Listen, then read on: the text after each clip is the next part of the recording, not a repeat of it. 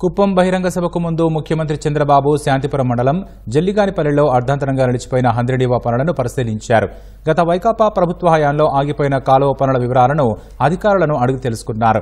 అనంతరం చిన్నారదొడ్డి గ్రామంలో హంద్రీనీవా కాలువలను సీఎం చంద్రబాబు పరిశీలించారు. అనంతరం కుప్పం ఆర్&బి అతిథి గృహానికి బయలుదేరిన సీఎం మార్గ మధ్యలో శాంతిపురం మండలం శివపురం వద్ద సొంత ఇంటి నిర్మాణ పనులను పరిశీలించారు.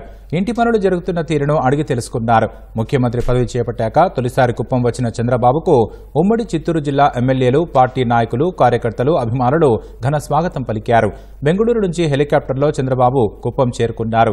పీఎస్సీ వైద్య కళాశాల నుంచి రోడ్డు మార్గంలో హంద్రీనీవా కాలువ పరిశీలనకు బయలుదేరిన చంద్రబాబుకు దారి పొడవునా పార్టీ శ్రేణులు, స్థానికులు అపూర్వ స్వాగతం పలికారు. అడుగడుగునా ఆయన వాహన శ్రేణిపై పూల వర్షం కురిపించారు. భారీ గజమాలలు, బాణాసంచా, మంగళహారతులతో స్వాగతం పలికారు.